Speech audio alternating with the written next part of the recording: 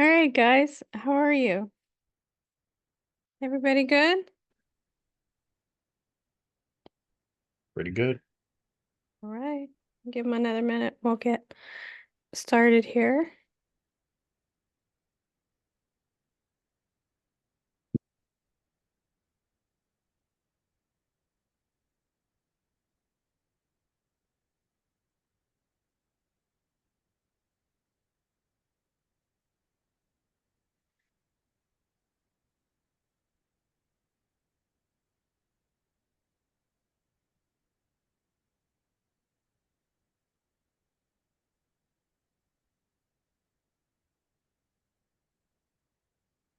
What have we done this week, guys? Or grow and go. What have we done? Uh, we had our first class in the new classroom at the gun shop, and I was super nervous before it happened, and I felt like I didn't bring all my stuff that I needed, and I was you know, uh I didn't have the home team advantage, like, Mhm. and within about 15 minutes, I settled in, we were good to go, and everything worked out pretty good. There was a couple small things like learning aids. Like I've got a cartridge broke down where I have the case, the primer, the powder, and then the bullet. And I didn't have that, and I kind of like reached for it, and it wasn't there. I was like, "Oh shit, it's at my house." I was like, "Okay," but other than that, everything went pretty good. It was an eye-opening experience, um, and I just found myself, if we're not doing it here in the home classroom, Mhm. walking out to get something to eat and like talking to that business owner or talking to a patron or whatever in that restaurant. They're like, "Well, what are you doing here?" I'm like, "Well, I'm two stores down and blah blah blah."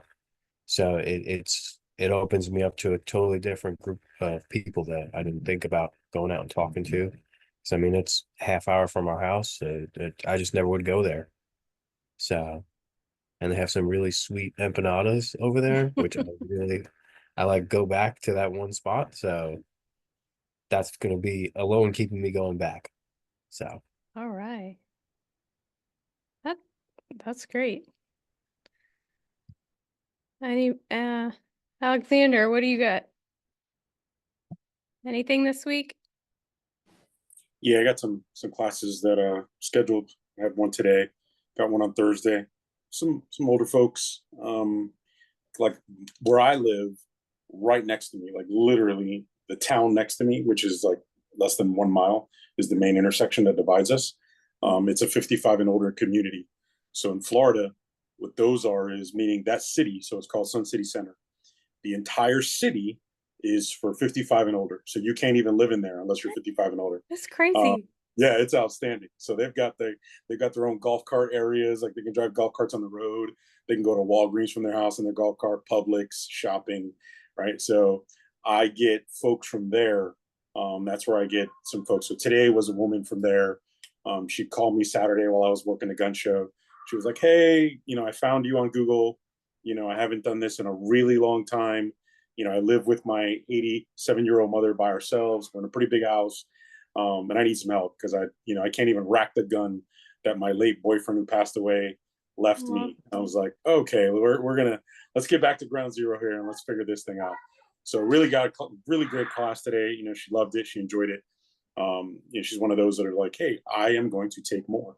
So that's good. Then Thursday, I've got a couple of older gentlemen. Um, Same thing. These are older guys. They're in their 70s. They are, both of them bought ARs because of the election. And they literally told me to my face. They said, well, we don't know what's going to happen on November the 5th. So we're buying some guns now before whatever the hell's going to happen.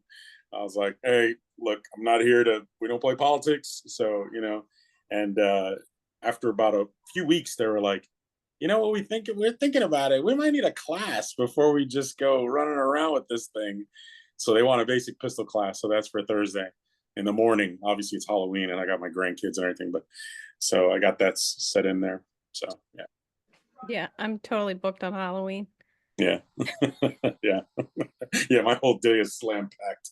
Yeah. Yeah, I opened up another class on Saturday the 2nd just so people could get their stuff before because I've had multiple people to call me and say they want it before the election. Yeah, yeah, yeah. That's happening Okay. Yeah, everywhere. that's okay. We can do that. It's not a It sure problem. is. We're here to facilitate. Yeah, We're here to facilitate. yeah. All right. Any questions on this week on anything that you came across? And before I move, and we have just a couple of slides today, not anything too fancy, small group today. Any questions on anything before I?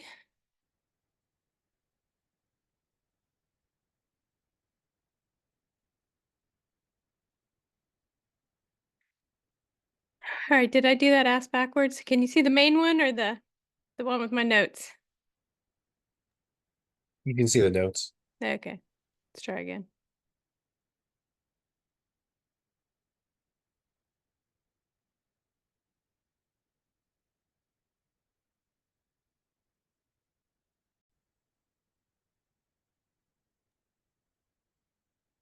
There you go.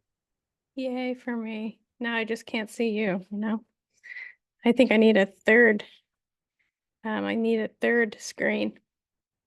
Okay, so this was a class I did for my church. It was just a business course that we did for really for young people to get them excited about going into business. Um, it was really like any business, was just being an entrepreneur. And there was a couple of really great videos in here I wanted to share as I click through here. Do you know who Miles Monroe is? He is a great speaker. Okay.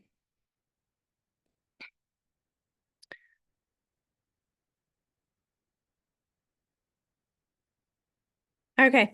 So a couple of things that I wanted to talk about before we watch a quick video. I wanted to talk about the difference between employee, self-employed, business owner, and investor. So employee changes time for money, right? When you're self-employed, you exchange results for money. I'm going to build you a deck. I'm going to teach you a class. Business owners, we trade, systems for money, right? And then investors invest money for money. And I thought this was really great. It's been around a long time. It's not anything new, but it's like we're trying to grow from self-employed to business owner. So I think my training company would be considered self-employed, right? I think Instructors Dash is systems. I would be a business owner. So Live Fire Instruction, I would be self-employed. Instructor Stash, I'm a business owner. And then I have Motivated Home Buyers, which is just some rental properties I have, which would be an investor. So and then I work at the range once in a while. So I kind of have my hand in each one of these pots as I grow, grow my assets, my income, my time.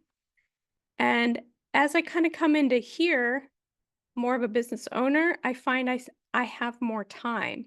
When you're here, man, like you have no time because you're doing everything yourself. And as you grow your business, you gain more time or essentially buy your time back because now we have systems. I pay for systems, whether it's a person, software, whatever that is, like Instructor Stash, right? You trade the systems for income.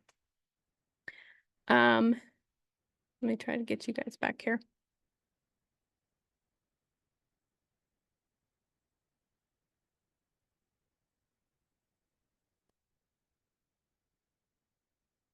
Now, where would you consider you on that list? And you can be more than one, right? Do both of you? No, just one of you has a W-9 job, right? or both of you 100% self-employed? I work for a company as well as Yeah. students. Yeah. So there's nothing wrong with that. I actually kind of find that easier sometimes with your taxes because you've already invested into taxes over the year per pay cycle, and then you're going to deduct stuff at the end of the year. Then you get a nice little chunk back and you get to reinvest that. So I think it's really important to understand what our time is worth, right? Not necessarily like a dollar value behind it, but that is still important. But growing on that chart, growing a little more every year to get where you want to be. Maybe you don't want to be an investor, that's fine, right? But we've taken up some of our money instead of just sticking it in the market, which does whatever it wants to do, goes up and down, that we put it into real estate. So it could be a little bit more aggressive and grow a little more. So we spend our money to make money. Now, our properties aren't very exciting. It's going to take 20 years to resell them, make capital on them. Right now, we have tenants in them. I have 5 tenants. And sometimes it's messy. It really is. I have a management company that handles that for me, so I try not to get too involved. But knowing where you are on that and what you're trading, I think is kind of important. And some of that comes from your mindset, right? I've talked to a lot of people who kind of are stuck, I would say. And this doesn't go to either of you. You guys show up all the time, but they're stuck. They won't try. Whatever it is. Starting a business, fixing their marriage, losing weight, being a better parent, whatever that is, they automatically, because in their mind, they automatically assume they're not qualified or don't have the energy, the money, the stamina. And as I get, I'm 45, as I get older, like I get that this whole stamina thing, like I find it I'm less and less aggressive as I get older. And that's, it's I don't know if it's normal. It just is for me. But part of that comes from getting your mind right and putting truth in there, whatever that truth is for you. And I tell you guys this all the time, I'm pretty active Christian, so I try to set my mind on what God would have for me, right? So, um, I wanted to watch this quick video by Dr. Smile Monroe. If you don't, he's not with us anymore. He actually died in a plane crash. Let's see if we can get this started here. But he's a wonderful business leader, preacher, father, entrepreneur. Give me 10 seconds and I will get this started for you. It's not very long. It's like 5 minutes.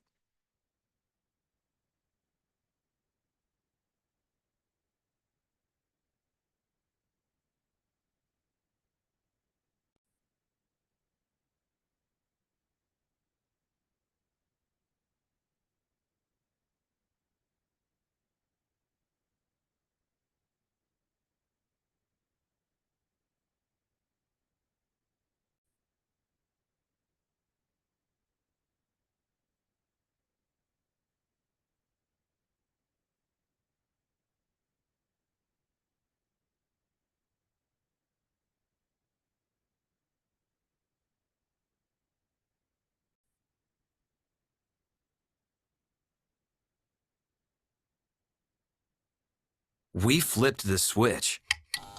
Gotta watch your ad. Literally. Sorry. The ghost pepper cheese switch. It's yummy. Come into Penn Station today, pick your favorite sub, and add our limited time ghost pepper cheese and light it up. We become whatever we exchange our time for. Whatever you use your time on, you become. You are exactly today what you used your time on all year. If you sat and watched television 3 hours a day, every day, multiplied by 365, that's how many hours you sat on a couch, watching things that can't help you probably. The amount of time you put off going to evening school this past year and replace it with activities that were not academically progressive has brought you where you are right now. You are exactly what you have used your time for. And God keeps on giving us a little bit more time. Maximizing your life is simply maximizing your use of time. And I'm here to challenge you as we leave this year to make a decision tonight to use your time more effectively in the new year. Because you are only the sum total of what you've done with your time. Everybody really lives the same thing. They live the same 24 hours. It's just that some people, their results are different because of the way they use their 24 hours. You don't need to be smart to be successful. You need to be wise in use of time. I have accomplished some things this year because of the way I use my time. And those things have benefited me greatly, but they are a result of how I use my time. To maximize your life is simply maximizing your use of time. Let me give you a couple of things to think about. I call it the inevitable goal. He who aims at nothing will always hit it. Don't look now, but you're probably sitting next to someone who has been very successful at hitting it every time. If you plan to do nothing, you probably succeeded last year or this year. And it's important for you to stop shooting in the wind. How do you maximize your life? First of all, let's define what it means to maximize. A couple of thoughts here. One, to maximize means to completely expose the true potential of a thing. That's how you maximize it. In other words, do we know all of who you were supposed to be in 2005? And will we see what you're supposed to be delivering to the world in 2006? There are certain things that God has already earmarked you to do in 2006, and He's given you 2006 to do it in, and whether you do it or not depends on how you use your time in the new year. To maximize means to go to the end of yourself. Go to the end of yourself. I believe you're not supposed to quit life until you're finished. I don't believe you were born to pay bills. It is not my belief that you were born just to make a living. What a tragedy. No, God gave you birth with a deposit, and He wants you to die empty. The end of yourself. Die like Jesus died. He never said He was finished. He said it. The assignment, the deposit was finished. You will never finish because you are an eternal spirit. But the assignment on earth, God said, don't you come back to me full of anything. Be one who lived to the end of yourself. That's what I'm committed to do. I don't live just smart. I live hard. I believe in doing the best I can every time in everything I do. Going to the end of myself. To maximize means to empty yourself of your full capacity. In the book of Ecclesiastes, and it talks about years. Here's what it says. However many years a man may live, let him enjoy them all. God says, look, I don't want you to just suffer through another year. I don't want you to just live going from 9 to 5 and then from 5 to 9, 2 jobs, killing yourself. He said, look, I want you to enjoy your life. For some of you, last year was nothing but one big problem.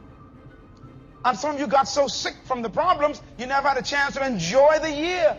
Some of you working so hard to keep a house over your head, you don't enjoy the house. Paying that car note, and you don't go for a cruise anymore down by the beach just to enjoy the car. It's amazing. You got kids and never enjoy them. You're too busy trying to clothe them and never spend time just enjoying them. God says, I give you many years, not just to live them, but to what? Enjoy them. Please make a decision to enjoy 206. You know what I do every day? Every day, and I've been doing this for years now, I account for what I do in the day that's taking me closer to my passion and my dreams. I try to do something every day that gets me toward my dream. I try to do at least one thing that moves me to my dream. Making every day count. It's in the Bible. The Bible says, teach me. In other words, tonight, he wants you to be taught on how to use every day in 2006. And you got 365 of them. Teach me how to use every day.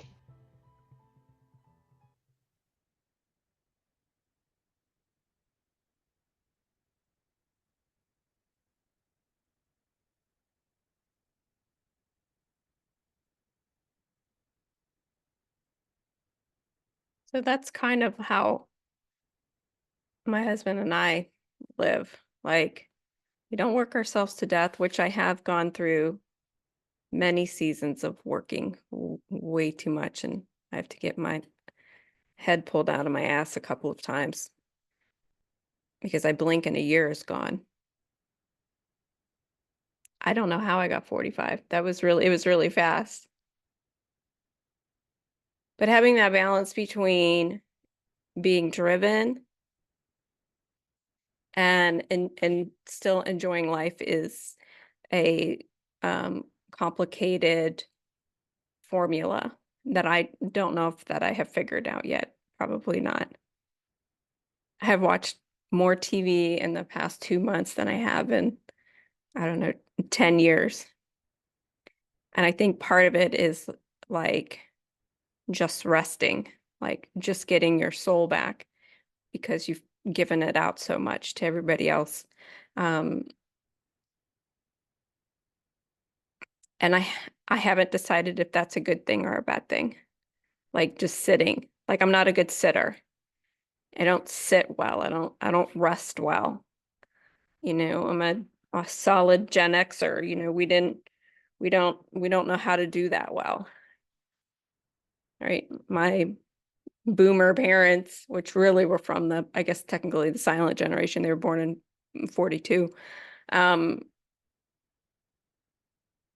They worked really hard. And I don't feel like they ever achieved what they wanted to. So I think that maybe screwed with my mind a little bit, like, how come people work so hard and not get what they want? So I'm going to work twice as hard. And I'm not going to enjoy anything. And when I go on vacation, I'm still going to work because I can have a beer and work and look at the water. So finding balance in all of that, being driven, but not at the cost of joy, I guess is really good. And when your spouse gives you the side eye, like you take that as a hint and you close down stuff and you go and enjoy family. So like on Saturday, I brought in another instructor so I didn't have to go out to the range. So I could come home and be with my kid for her first homecoming dance, right? It's a girl thing, you know, your mom's going to be there. And she freaked out about her hair or whatever, and I got to save the day. But if I was at work, I would have missed all that. So it cost me $130 to bring in another instructor so I could go spend time with my daughter. And I would have done it twice. So being driven, but having balance in that driven, I think is where a lot of people have to figure it out. And I don't see a lot of people have that figured out. They're either lazy, entitled, or the very few people I know are way overdriven. And some of the stuff is for my point of being driven is for generational wealth. It's not to buy some big house or whatever, but it's to have um to be have generational wealth. Well, what is generational wealth, right? That is making sure my children and my children's children have opportunities that I did not, right?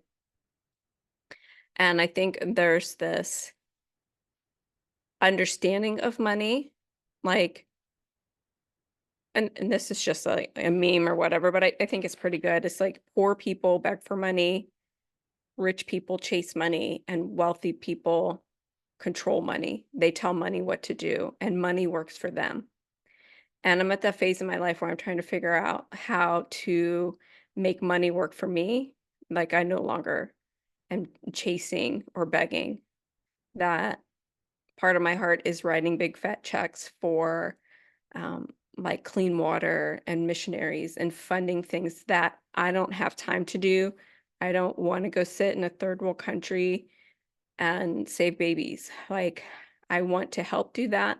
So I much rather write a big check to do that for somebody else whose passion is in that, which mine is. I've done it before, and it just is. I've been to the Ukraine. Been to um, Ghana and some other places just doing missions work. But like, I'm like, this isn't me. Like, I'm dirty and sweaty. Like, can I just write a check? So part of that is being able to do generational wealth and writing and giving people other opportunities they wouldn't have had. Like we help fund like us overnight, a 3-day overnight camp. So inner city kids could go camping. They've never been out of the city. So those are things we like to do.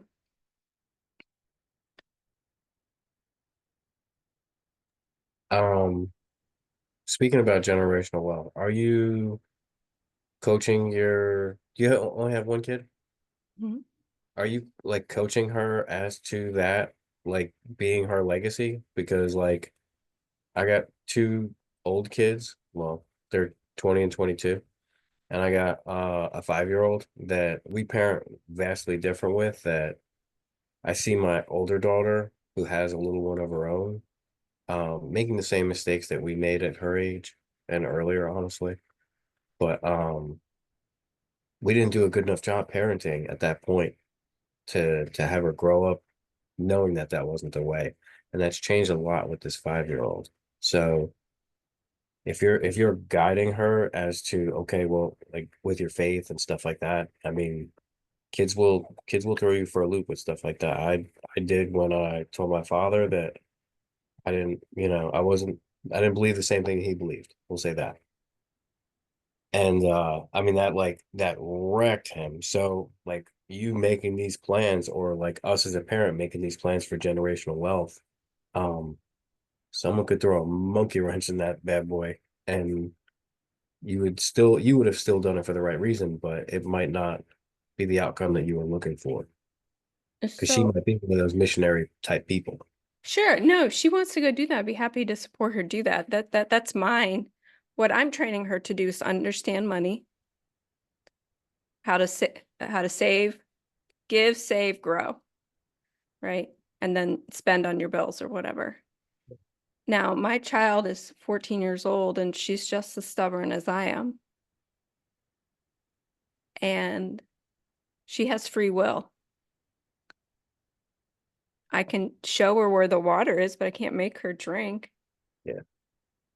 And maybe I brought her to a bad pond because I didn't know any better. And the water in there is not any good. But that's part of living in life. Like, we are going to make mistakes as parents, and we do the best we can to clean them up. And you got another chance. You got a 5-year-old too. But I only have one, and I had her when I was older. So I'm just do the best I can. She's pretty solid kid. She's not bananas. She's does her, she's very respectful. She does her homework. She's an NRA instructor apprentice. She comes to work when she's out of money, but I can't write her future for her. I can say, this is a good way,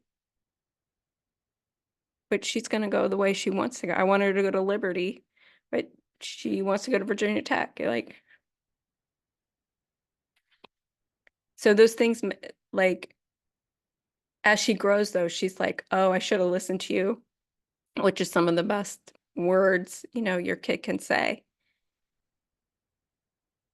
Because then next time, maybe she will. Maybe. You can pray, right? And then there comes back to, like, God uses all things for good. So even all those bad things that we've been through as parents or just kids ourselves, that God has turned and taught us to grow and be better people and turn things around into a difficult situation has come out positive, right? When I got divorced, I thought, my life was over. But if it wasn't for that divorce, I would have never started Live Fire, which I've never would have turned around and invested money into real estate. I never would have bought Instructor Stash. So those things that, we feel like are mistakes, or I believe they're really turned around into healthy things if we allow it. And I just pray over my kid, like she makes good choices and for her future and stuff. We openly talk about a lot of things that my parents never did. Never talked about money, never talked about sex or relationships or investing, right? So if we have open dialogue, then, and I make her read a lot of stuff that she doesn't want to read, but I pay her to read them. Oh, you want to make $10 an hour? Go sit on the couch and make $10 an hour. And she'll sit protestingly, but she'll sit and read stuff. Or instead of grounding her and taking her phone, okay, you get to go read this and write an essay on it. And then I win because I wanted her to read it anyway. And she still gets her timeout, punishment, whatever you want to call it. And then she'll read it and it's in there. It might take years to grow and develop. But that seed is in there. And she's a great kid. I also think that applies to us within our respective pursuits of our individual businesses. Mm-hmm. We're going to get a lot of different opinions, and you're going to get a lot of different kind of constructs to how things are done within this community. But how you take it and how you run with it, I just, for me, I look at it as when I'm done for the day, and if I taught one student or if I taught 10 students, when I lay my head down, do I feel good that I gave them everything that I could to assist them? Or did I just look at them as a cash register and said, oh, there's another $140 per person down to, in the pipeline, right? It's what you're comfortable feeling with after you do what it is that we're pursuing to do. Like and I say this all the time, even within us as instructors and parents and figureheads for our families, how that teaching experience is what for me, that's the part that I love, is the teaching aspect, is to give someone a base of knowledge that they would have never been able to understand or grasp somewhere else, and that YouTube University wouldn't have provided it in the same context that I'm able to give it to them. And that's at the end of the day is the icing on my cake, right? If that person says, hey, that was fantastic, okay, great, I'd appreciate a great review, but that's fine. But how do you feel? Like that's how I leave every session. That's what the woman I had today, older woman, I said, how do you feel? She goes, wow, I feel a lot better than when before I started 4.5 hours ago. So I think that applies in just about every aspect of life as you can look at it. For some, it becomes much more difficult because, as you initially said, I think from what I see a lot is there's a lot of us out here that are trying to do this, and you have some that are just straight headhunters, and they will come after you and they will say, nope, you go to her, oh, she's trash. Nope, that's garbage. You learn from there. right? And they're going to tell you, oh, you own a SIG, that's a piece of crap, right? Let me talk to you about, right? So, but that's in every industry. No one can avoid that. If we were all car salesmen here, we'd all have the same thing. We'd be like, oh, that damn Toyota guy, he sold another 1,000 units, right? So that's why I think for us is, do you have the passion to actually teach someone else what it is you know, what you've been, the gift you have? Because it really is, in some cases, it really is a gift to be able to teach what it is that we do. There are a lot of good shooters that are not good instructors. And there are really great instructors that are okay shooters. And I think in our group, I think a lot of guys have a hard time accepting that. Like they all want to take all these advanced shooting courses, but you can't teach gun 101.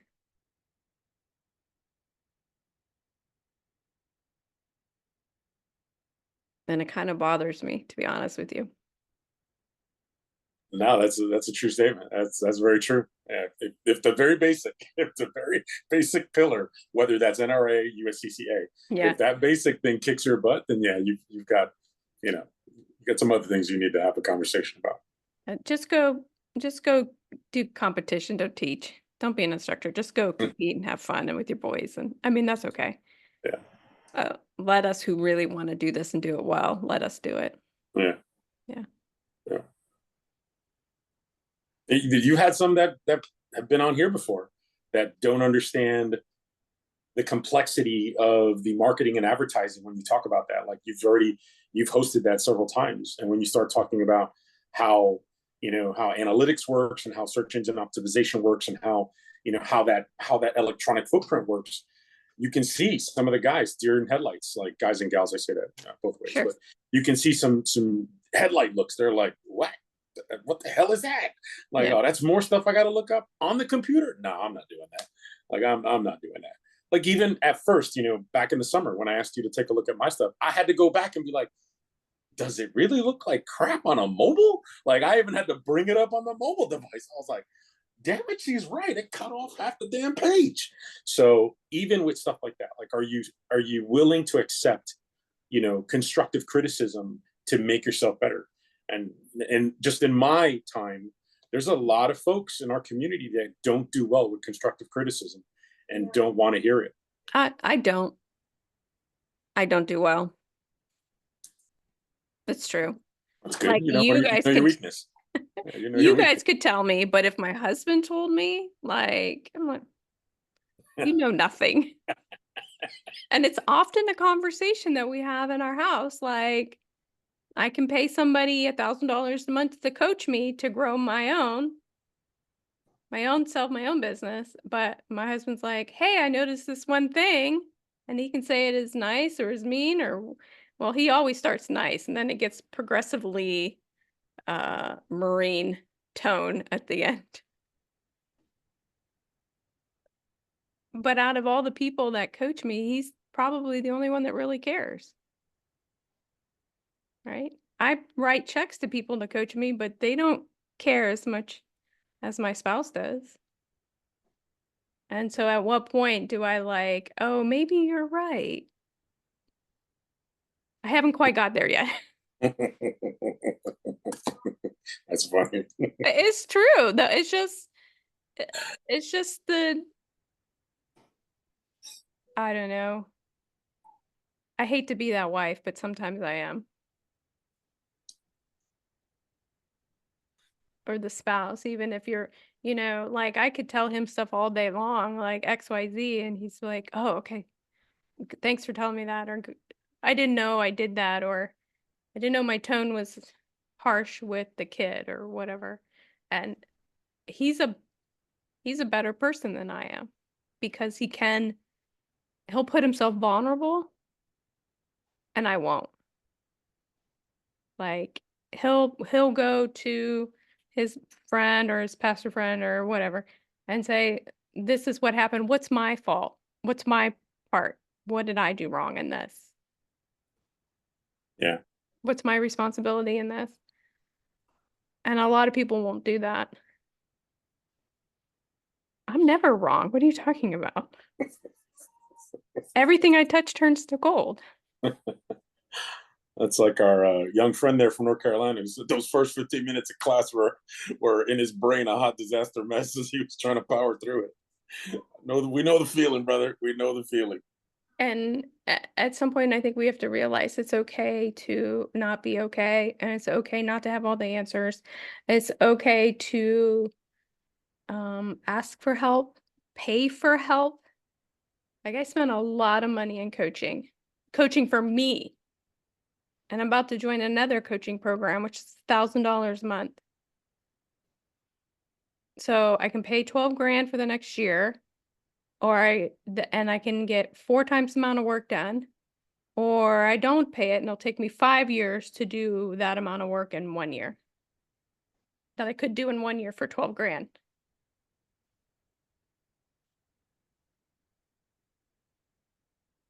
And so I think, and I know it's gonna be difficult too, because they're gonna, if you thought I was hard when I nitpicked your site, this is like a million times harder than that. Oh, that's Like, fantastic. it's not. I'm not good at that. I put my soul into something and then you tear it apart. I'm not. Yeah, but I think that the question as an instructor though is like, is that what's portrayed down to your students? That harshness, like that level of, like, I'm pretty sure if we ask all the instructors that jump on here, like how we take that student when we watch them put the first round at like 7 yards, like 87 feet up in the air, and they hit a tree limb somewhere, and they're like, that wasn't even like close. Like, what were we doing? Right. I think that also is kind of like that same, how we react to that is also kind of sometimes how we internalize and react to things that are on us also. It's true. And I'm really good with clients when it comes to hitting the carrier, or like dropping the gun after their first round, which I caught one on Saturday. It doesn't happen often, but I did catch one on Saturday. She totally freaked out. And it was a 22. But she had a bad experience. And I could see it in her face. Like really, like, that they give a lot of body language. So I was kind of prepared for it. And she dropped it and I caught it. And I only gave her 1 round, so it's not going to go bang again.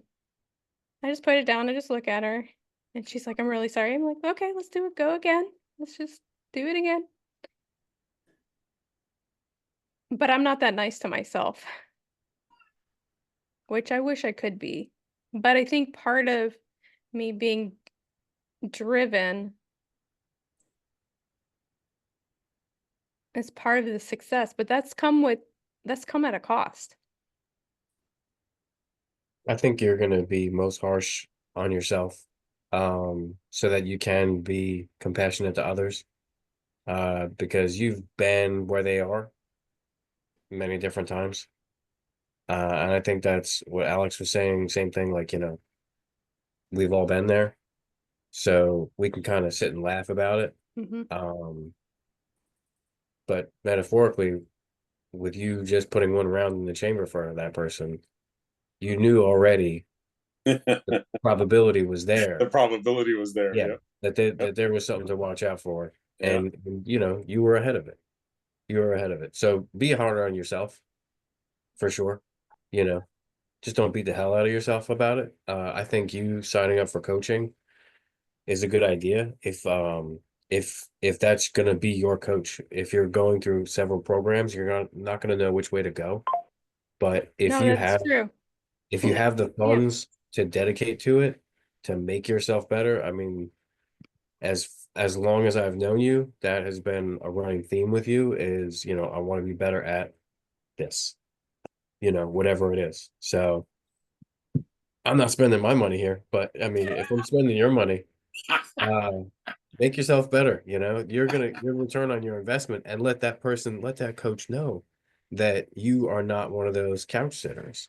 Yeah. You are a driven type person. So I think initially that is going to hurt your feelings a little bit about, whatever critiquing they might have, but that's going to be a momentary thing that sets you up for success. I mean, like we said with the website before, I mean, like, I'm very hands off with technology.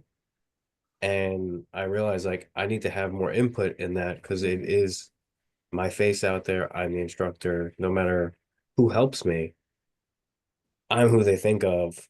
You're who they think of with live fire. So, that's the treatment they're going to expect. Absolutely. So this is my third coaching program in the last, I think since 19, so 5 years. And I don't do them together because like you said, that doesn't make any sense. They're going to contradict each other. That doesn't make any sense. But the first one was just like basic business. And then I've gotten to take that information, turn around and reteach it multiple times, lots of times, all the time. So I'm hoping to take a more advanced coaching program, and then be able to turn around and teach that again, what I learned, teach it to you guys so everybody continues to grow. That would make me happy. But it is going to be very painful, and I don't like that. My husband told me yesterday I avoid pain. It's like, I go to the gym. What are you talking about? I love weights. That's painful. Like, it's so bad at the gym. So we do CrossFit, right? And they always take like a video of our class. And it has a starting time, end time. So it's, 4:30, 5:30, whatever. And I started noticing I'm not in any of the videos. There's only like 6 people in the class, right? So I get cut out. And so I realized I suck so bad they won't even put me in their little reel.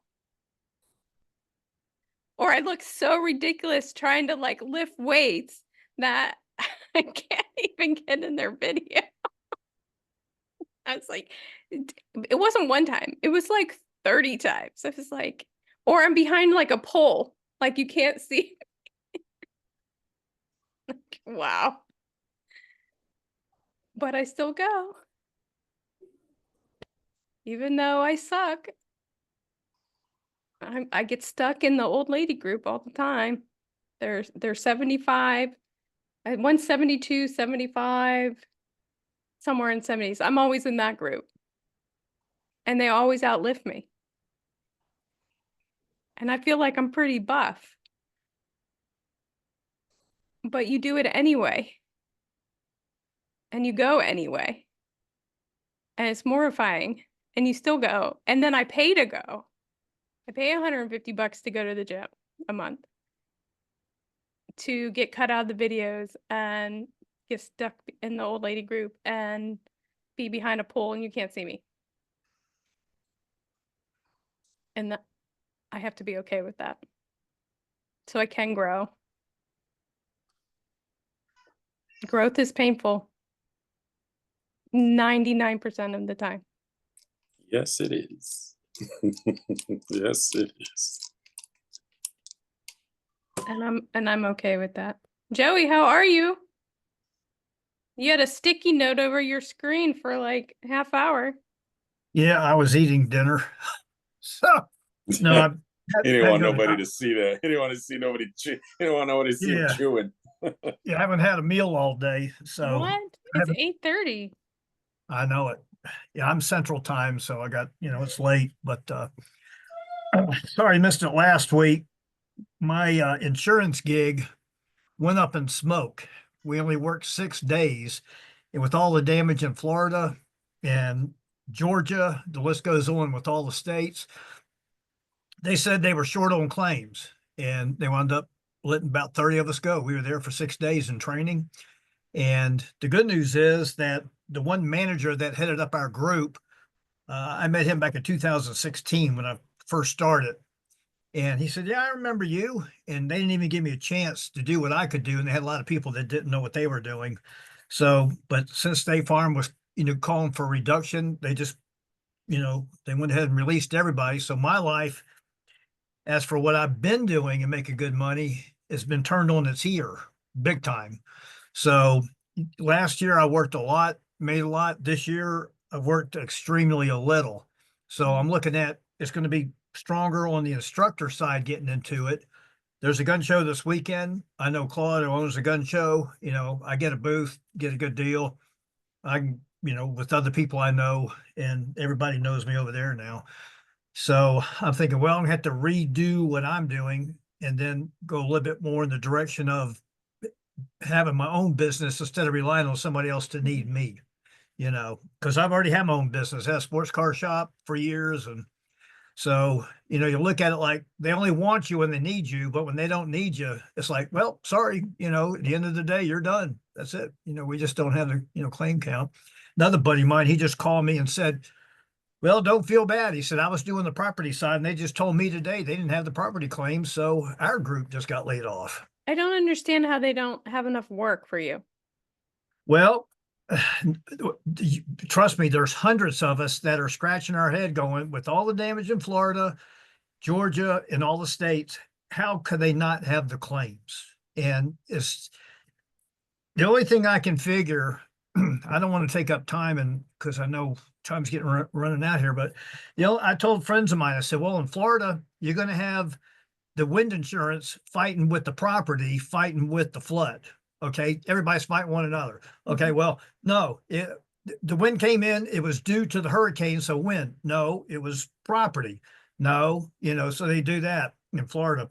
As for the other states, unfortunately, the people in North Carolina that lost their homes to like landslides, your homeowner's insurance doesn't cover landslides.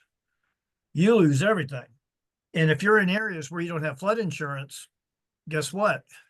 Your homeowners doesn't cover it. I looked up the numbers. There's only 0.2% of the people in North Carolina that have flood insurance. And I think it's like maybe 2% in Florida that have it. Okay. In Georgia, it's like 0.3 or 4, whatever it was.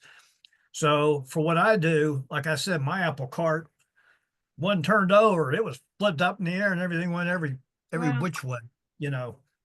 So I'm going to be hanging out with the training counselor here on Thursday, because another fellow that was in our group is going to be holding a class as prior law enforcement. So I'm going to be sticking very close to them.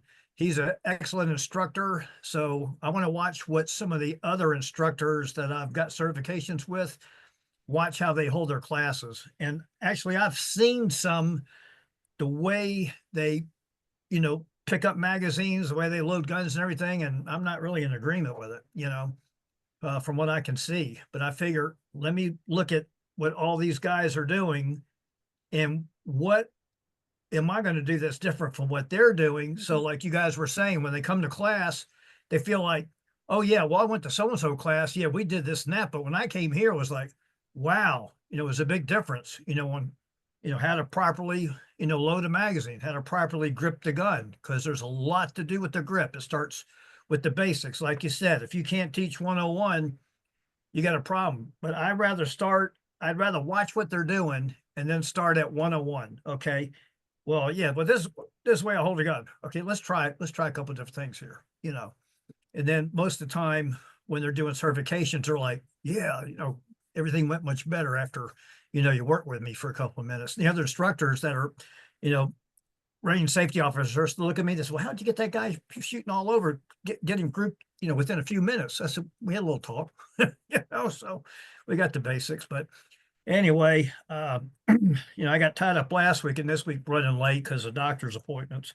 So yeah, I'm going to be looking more, you know, to getting to where I can get back to having my business instead of me having to rely on other people, since all these insurance companies are doing a change up for remote work, you know, and it's a long story, but you know, Well, but anyway, ch- that's changing much- seasons hurts. pardon. The changing of seasons is uncomfortable.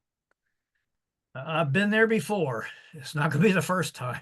I mean, No, it I'm in will- what you call a valley, or like you're walking through the valley and it's tough, but you'll get to the other side. Like,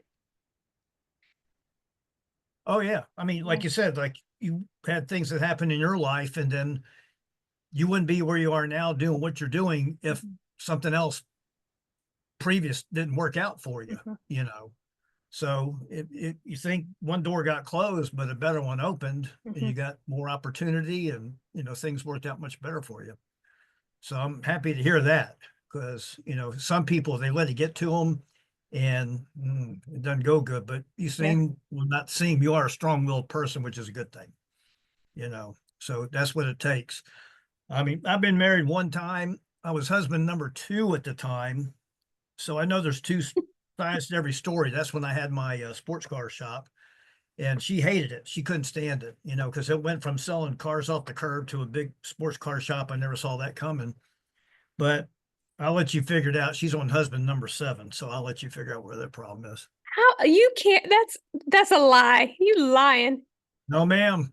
No, ma'am. I kid you not. Number 7. And it's not her, it's the other 6 guys. Like, why would you be number 5, 6, 7? Why? Well, I was Unless number you- 2, but 2 I get. I'm on 2. Mhm. 2 last, that's it. But But 7? 3, 5, 6, 7, there's a problem there. True story. True story. And a buddy of mine that calls me from Atlanta, because I moved to Oklahoma City back in 2015. He said, your ex. I said, let's just not call her my ex anymore, would you please? He said, well, the blonde, she's a blonde, she's heading down to Florida with her new one. I said, whatever, I don't care. I turned that page years ago. So anyway, so yeah, it's time for me to change a season and change. There's a lot of people that I work with that are going to have big changes of seasons. So it's coming up for them as well. It really is, and really AI is changing a lot of the game too. I wouldn't be surprised if automation is somewhere and they're taking a good chunk of your job. Oh, they are, because now they figured out they can use AI to do like Xactimate, which is a very complicated software, for you got levels 1, 2, and 3. And then I saw something where they had Xactimate for AI that you can give it the information, and it can go ahead and it can fill out, all the information about the damage to a property. If it does that, I mean, it just blew so many people out of work. It's not even funny. It is, and we're going to see more of that in the next 18 months. Like you're seeing it now, you're seeing whispers of it now. But the good thing about being an instructor, a robot can't teach you what I can teach you. No, not at all. I mean, they could probably program an AI robot to shoot well or whatnot, because they showed them. Was they? There's playing lots of table? movies on that. Yeah, I think they were playing table tennis or something. The robot was doing something, and I mean, it was amazing, But Yeah, but they anyway. can't teach. The thing is, they don't have the human interaction. They can't teach. They can't, No. they can't look at a girl's face and figure out she's about to drop a firearm. Yeah. Not yet, anyway. Right. All right, It guys. happened. That's all I have. We'll be here So next. I didn't mean, We'll be I didn't here mean to next bore week. you. What's that? I didn't mean to take up all that time or bore you with all this Oh other no, you're stuff. good. It's good to catch up. Yeah. We'll be here next week. I think we're gonna talk about time next week. I haven't quite figured that out yet. But so yeah, we do 7:30 to 8:30 is training, and then Wilson Group, we're gonna start pushing 8:30 to 9:30 if anybody, for our other clients, for Instructor Stash.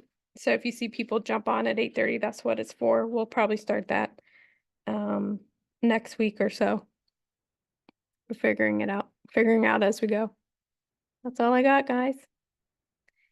Let me know if you have questions. I'll see you next week. Give me a call if you need anything. Yep. Good luck with your Virginia governor and the voting situation. Oh boy. Yeah, pray, guys. Okay. Bye. Thanks a lot.